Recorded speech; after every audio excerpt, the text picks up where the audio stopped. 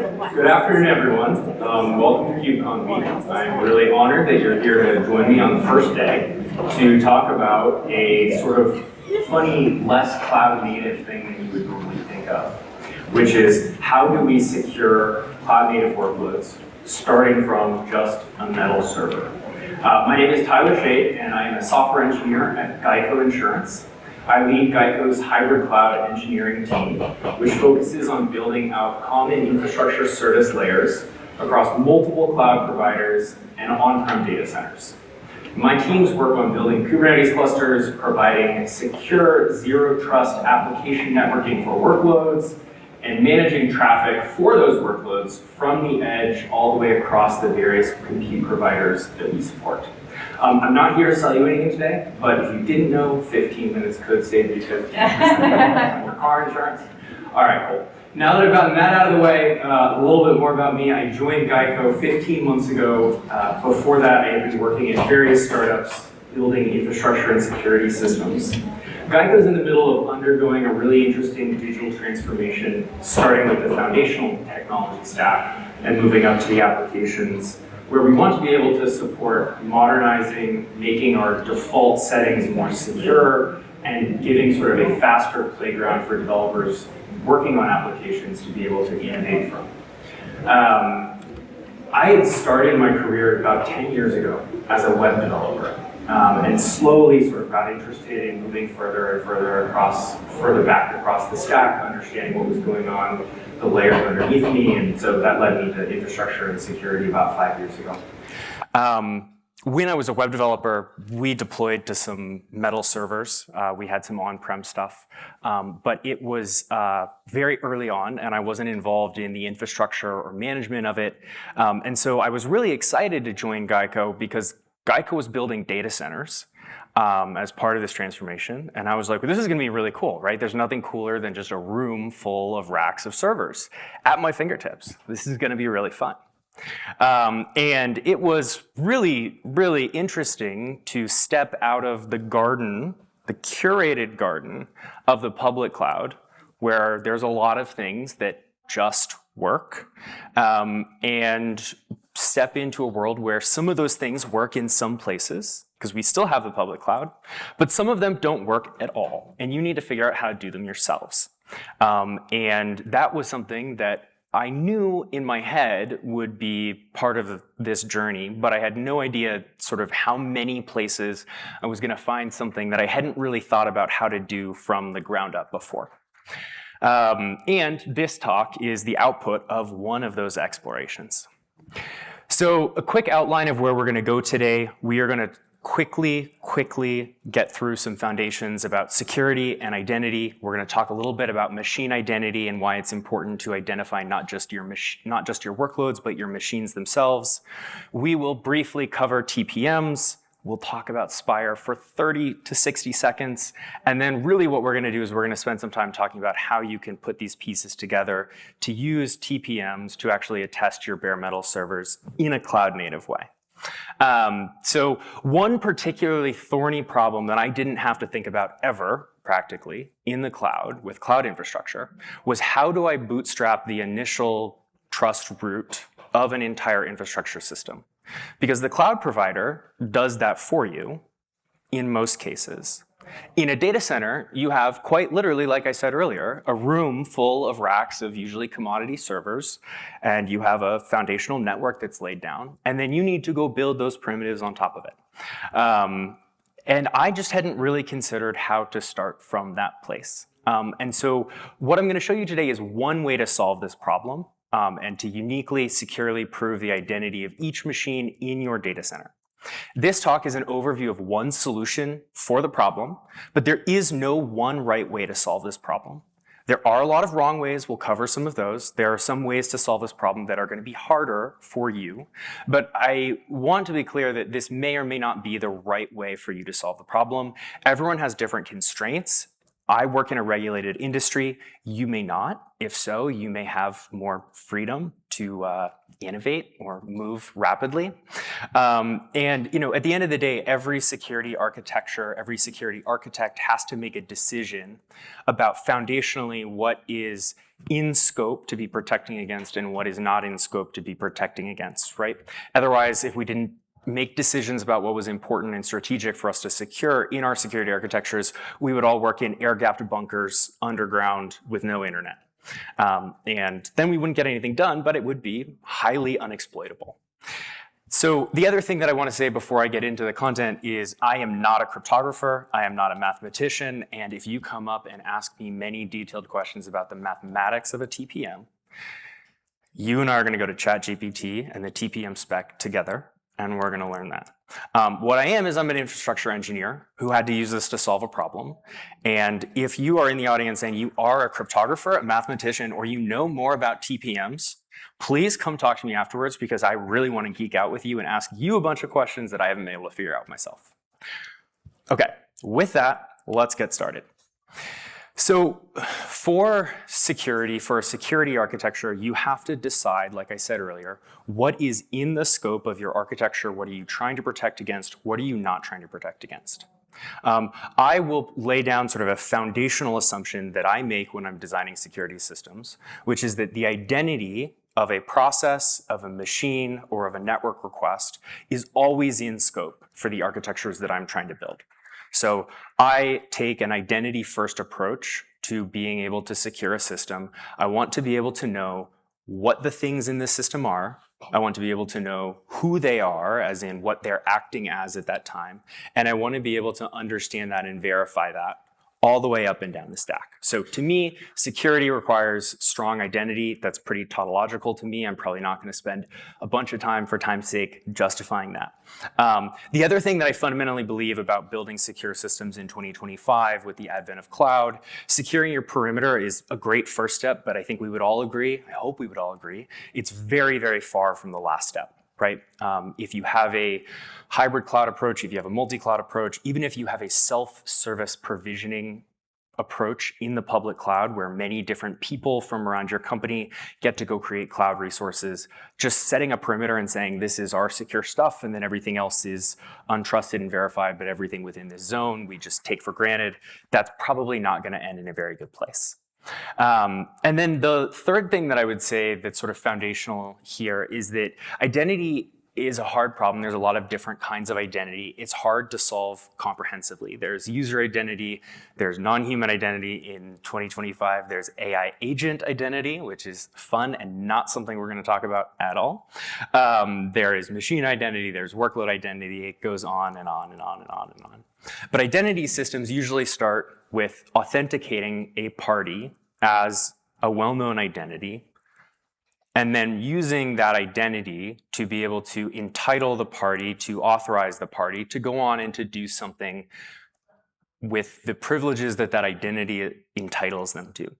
And at some point along the chain of building an authorization or an identity framework, you have to start out by deciding what you're going to trust and what you're going to take as trusted, right? If you use an enterprise IDP for securing your user identity, you're delegating that root trust to somebody like Azure, right? If you're using Entra. If you're using Okta, right? That's very common in users to use a IDP to go build sort of a user identity chain. And a root for your trust in that process. This is a lot harder to do with machines, but there are some solutions for it. And so the ones that I used for the first, 6 years of my career in infrastructure were the cloud provider primitives. And they're really great. They all take a pretty common approach to being able to assign a unique identity to a unit of compute that they vend out to you. They are traditionally built around answering the who you are question via IMDS, which allows a process running on the machine to be able to hit a special network endpoint that tells it who it is. And then there's various forms about a signed document or signed token based off the cloud provider to be able to also get a token that signifies that this indeed is a verified machine, a credential from the cloud provider using their root of trust, if you will. So in AWS, this is the instance identity document. You can also delegate instance IAM roles to AWS machines. In Azure, there's something called Managed Service Identity. They also have an IMDS implementation for answering the who are you question. GCP, there's an instance identity token. But across the board, these are platform-specific primitives, right? So an EC2 instance identity document means nothing outside the context of AWS. You can validate it outside the context of AWS if you give your process permissions to call back into AWS to validate it. But you can't take an EC2 instance identity document and really do anything useful with it in Azure, for example. And you certainly can't do it on-prem. So when I had to go solve this problem about how to identify my machines, the tools that I was used to using, cloud provider, attested identity, just didn't exist. So there are some well-known approaches to being able to identify a machine on-prem, but you have to do it yourself or go pay somebody to do it for you. I like figuring problems out, so and I'm getting paid to solve this problem, so company already checked the first box. And some of the approaches that are pretty common are using a static credential, a token, to be able to allow a machine to attest its identity. This is effectively a password. This is probably the least ideal option out of all of them and something we really wouldn't want to do. Other less ideal forms of identity involve trying to use the network. So being able to use DHCP to be able to provision every machine with a host name that is strongly bound and restrict permissions for users using the machine so they cannot change the host name because host names are fundamentally changeable. Some people traditionally in a perimeter-based security model use IP address and IP network CIDR range, right, to be able to build out sort of subsections of networks that where machines have common privileges and they're not actually identifying the machine itself, but they're able to sort of use it to build a layered framework where they're able to at least identify like the network zone that that machine is associated with. And then there are some more secure approaches like using a SSH CA to provision every machine with a unique host key. And this is really interesting to me because I've never heard, well, I haven't heard of a lot of people doing this. Just like by a show of hands for your compute instances, does anybody actually run an internal SSH CA? One? That's exciting. That's cool. Okay, so yeah, it's not something that a lot of people tend to do. They tend to vend out, let the OpenSSH bootstrap process vend a host cert and then trust it, right? This is why when you go and SSH to a new server, you have to accept the key pair that you've never seen before, etc. Another common approach to doing this is put a unique X509 certificate on every machine and execute some sort of proof of possession challenge against that X509. The problem is, how do you get that X509 on all of your machines? The X509 is fundamentally exfiltratable. It's something that somebody can take from one machine and go put on another machine. So you have to be really careful about your permissions, making sure nobody takes it to a place it shouldn't go, etc. Then there's the TPM. And the TPM just works. If it's done properly. And there's a lot of nuance going into how that actually just works. But in the interest of time, I'm going to move along. The one point I did want to make about the SSHCA and the X509 proof of possession process for attesting a machine, it's not only can those credentials be moved, but they also require you to do something to the machine to get that credential on. As in, you cannot securely reuse the same credential. It must be a unique credential, which means you must provide it at post-provisioning of the OS. And as somebody who really likes to start up machines with everything they need, that was not something I was very interested in. So quick crash course on what the TPM is. The TPM is the Trusted Platform Module. It is a secure crypto processor implementing an ISO IEC standard, and it is actually present on most servers and most consumer computers. If you are running Windows 11 plus specifically, your laptop has a TPM on board. TPMs are probably all around us in this room right now. There are various forms that a TPM can take. There are physical chips, there are in-processor, in the CPU sort of software, firmware implementations. There are virtual TPMs, and then there's like fully emulated, fully software-backed TPMs. We're mostly gonna be talking about doing things with physical chips today because the rest of them are irrelevant, and an emulated TPM is very cool for testing, but not something that's a great security primitive at the metal level. TPMs can be used to perform a variety of different cryptographic functions. It has a hardware random number generator. They can do key generation, they can do key persistence, they can hash hardware and software configuration and state. It has a small chunk of persistent non-volatile memory that can persist key material or other secrets, for lack of a better term, across reboots. And then it has some volatile memory that'll be wiped between reboots that you can use sort of for a session, which is what using a TPM, opening and closing a socket to a TPM is called. It's called a session. There are a couple different versions of TPMs out in the world. There's TPM 1.2, there's TPM 2.0. Everything I'm going to talk about in this talk is TPM 2.0. If I just say TPM, it's TPM 2.0. I don't know much about TPM 1.2 because I started using TPMs with 2.0. So, TPMs, like I said earlier, store and can generate a number of different keys. There is a special key called the endorsement key, or EK, which is burned into non-volatile memory, so persistent memory on the TPM by the manufacturer. Every TPM that gets manufactured that is compliant with the TPM 2.0 standard gets a unique RSA key pair, usually an ECC key pair too, that is created by the manufacturer, signed by the manufacturer's root, and identifies each TPM device. So we have one sort of part here of what we fundamentally need to be able to prove identity, which is some unique credential. TPMs also store keys in a really interesting way. For asymmetric key pairs, the TPM stores both the public and the private key, but allows the public key to be read. The private key is stored in special memory that can never be read, but the user of the TPM or a process running on the machine can go ask the TPM to perform some cryptographic operation like encryption, decryption, signing with the private key, but the TPM is doing it for the user or the process.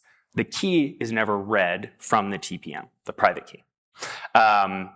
This all takes place via a very fun and very hard to follow, very, very low level API. There are some great SDKs too that I've linked to in the end if you want to go read some more of the code to see how this works. But the second key that we really care about here is called the attestation identity key, AK or AIK, and this is a short-lived key associated with the EK via a wrapping process. Wrapping is one of those things that when I called out at the beginning that I'm not a cryptographer, I cannot fundamentally explain wrapping to you. It sounds to me like the closest thing I can think of is signing it with the EK, but it's considered a child key. It is not quite a signing operation. If you understand it, please come and talk to me because I'd like to learn more about it. But fundamentally, the AK can be used to prove that a given operation was actually performed by the TPM. So now we have a unique credential, and we also have a way to be able to prove that that unique credential was used to perform some operation via the AK. Now, this is cool. We've got a lot of keys. What do we do with all these keys? Okay. This is where SPIFFE and SPIRE come into the mix. If you haven't heard of SPIFFE and SPIRE, it is so out of scope for the amount of time that I have left. I wish I could go and tell you everything about it. Come find me later. I'm happy to give you a crash course. Very briefly, SPIFFE is a standard for being able to attest and issue workloads and machines identities. SPIRE is an open source CNCF project that implements the SPIFFE spec. SPIFFE is everywhere. It is supported by so much. Vault, Cert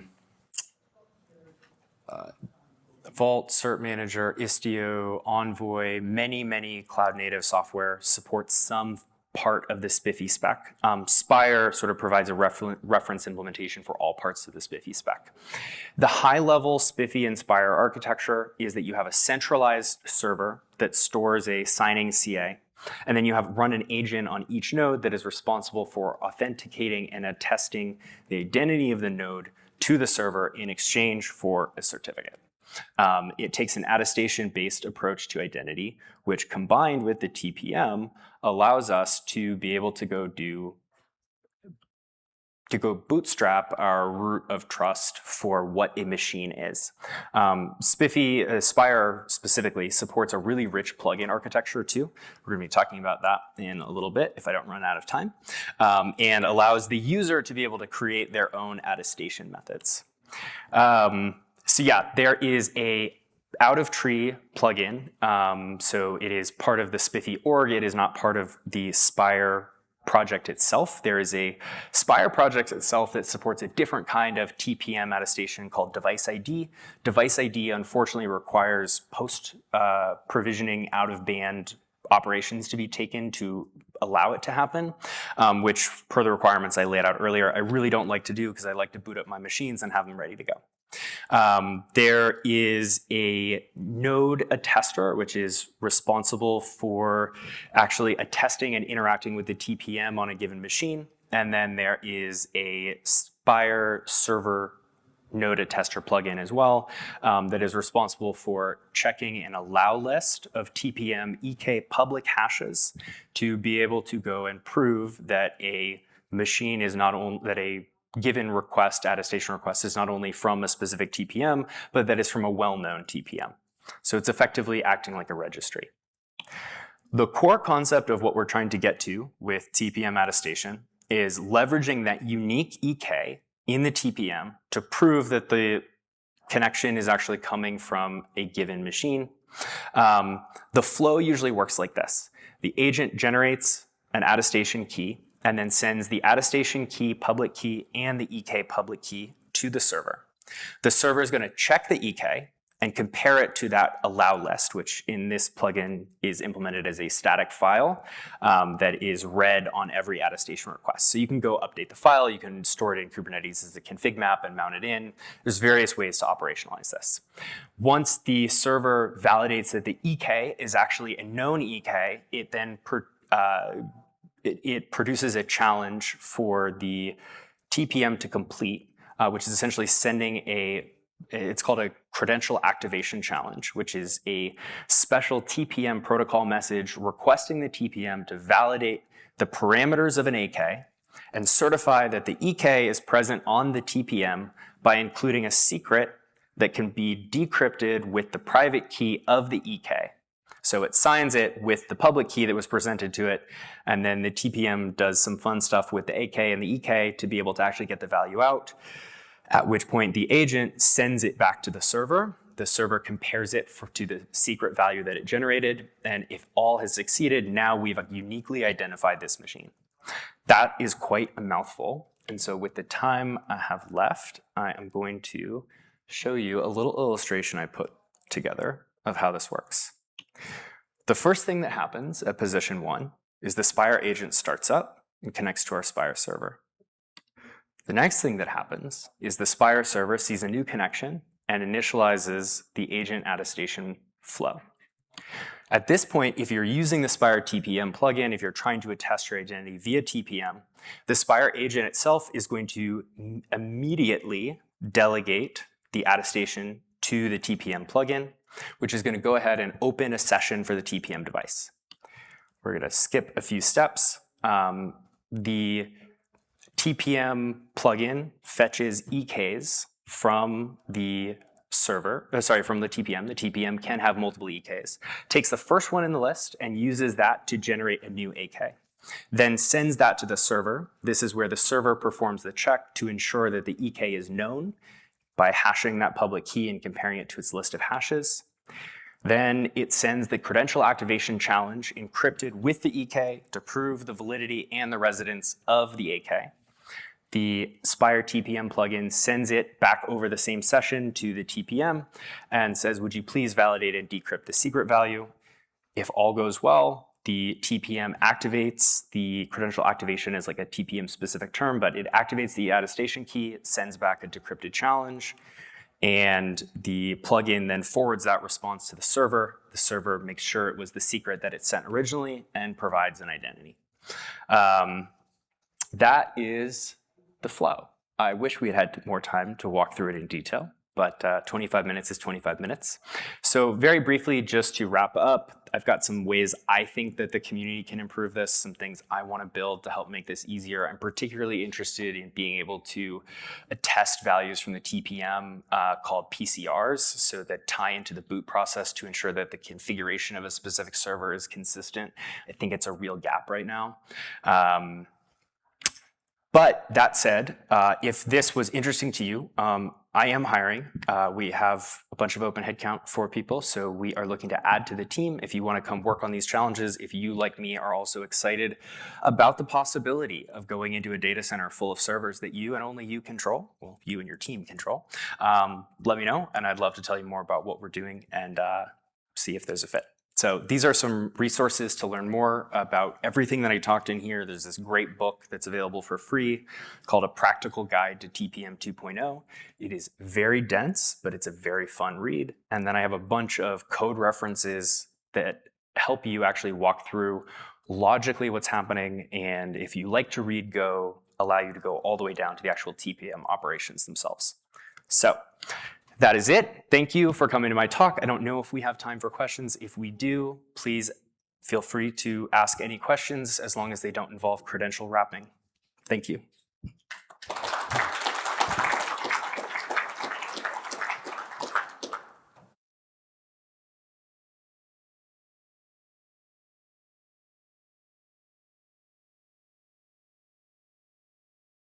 Pardon? What OS are you using? At work or in my life? Oh, no, for this implementation. Oh. We run right now Ubuntu 24. We are building our own curated, hardened, not a distro, but sort of slimmed down version of Ubuntu with our own package set. So yeah, it's all Ubuntu based.